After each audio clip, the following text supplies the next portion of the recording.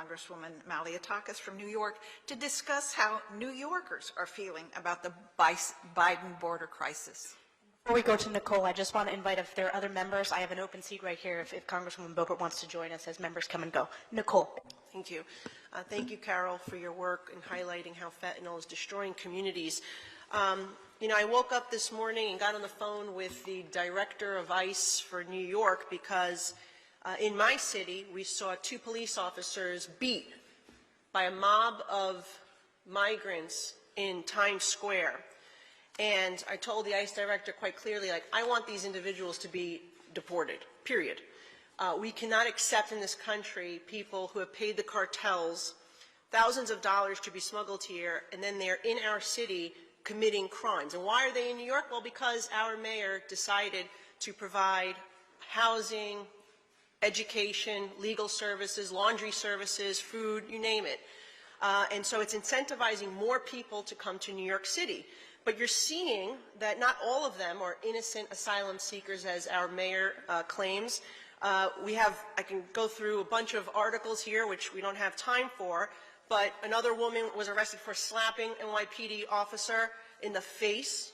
Okay, another illegal immigrant bites off a police sergeant's finger after a DUI bust. Asylum seeker accused of killing another at the Randall's Island shelter, which we, the taxpayers in New York City, are paying for. Migrant stabbed by girlfriend in a possible love triangle.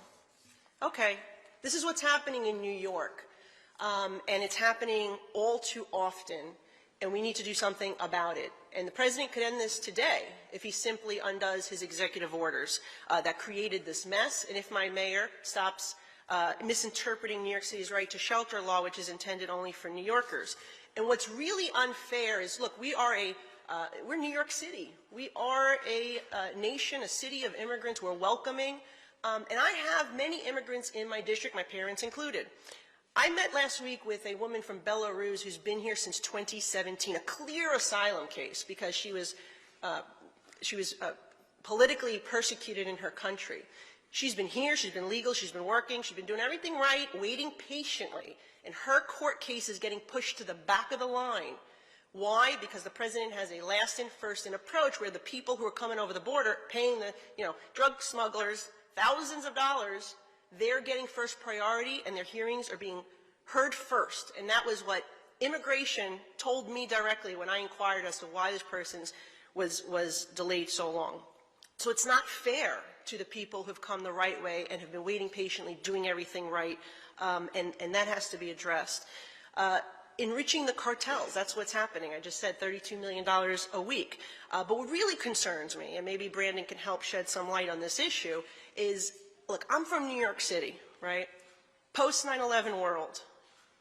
Look at the board. 361 people on the terror watch list were stopped at the southern border alone. You mentioned there's not enough people on the northern border. We didn't even know how many maybe came into the northern border.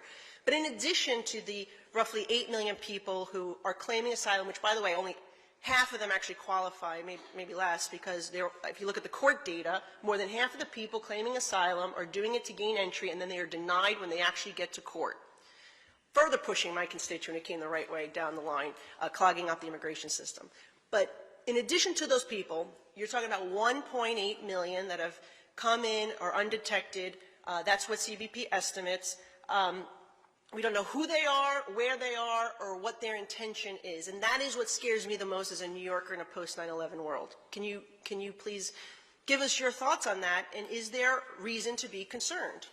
Yeah, so the actual estimate is going to be that there's been more than close to 4 million people that have crossed our borders illegally and have been able to evade apprehension. That 1.7, 1.8 million people, that's what we actually detected. So that's not an estimate. We actually know that that's what crossed the border. We saw them.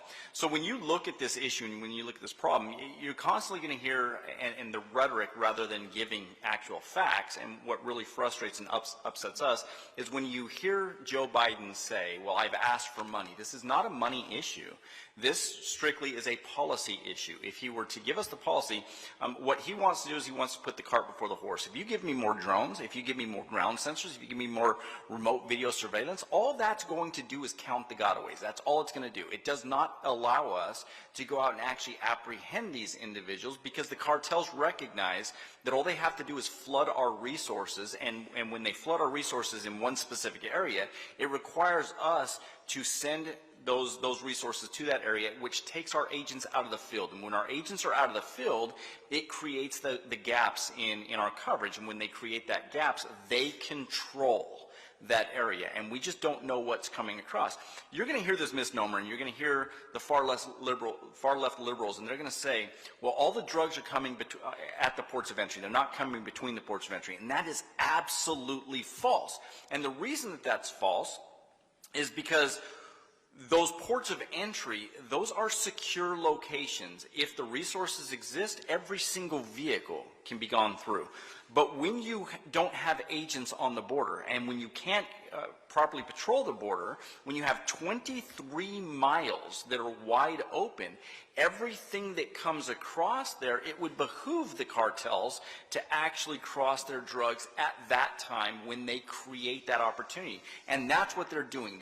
They're creating an opportunity. On the northern border, they create that opportunity knowing that they flood our resources on the southwest border, which then requires our northern border agents to sit behind a computer and process individuals, and which again destabilizes the northern border and allows drugs to flow across there. In fact, the most potent marijuana used to be what we call BC bud, and that was coming from Canada. We know that things continue to come from Canada in your area, We know that that continues to happen, but if you're not there to actually apprehend them, again, give me drones, great, but those drones are going to count the gotaways. They're not going to allow us to apprehend people. If I could just add one point, because I think it's important to this discussion. We've caught a number of drug smugglers in New York, and believe it or not, because of New York's ridiculous bail law, they've been released right back onto the streets. And one of the things that ICE is concerned about is that NYPD has their hands tied and they cannot cooperate with ICE. So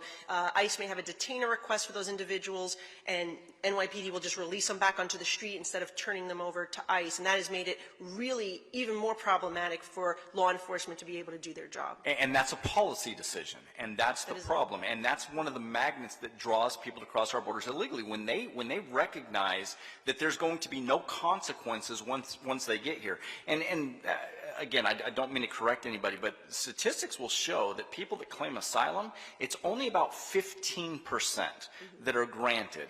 So the vast majority of these individuals that claim asylum don't have a legitimate claim, but the problem is the vast majority never show up to their court appearances. So when we're looking at the impeachment of Secretary Mayorkas, if we want to prove, because we constantly hear, well, you didn't prove your case. If we want to prove that he is actually violating our laws by not enforcing our laws, all you have to do is look at what he said. He said the act of being in this country alone is not enough for an enforcement action.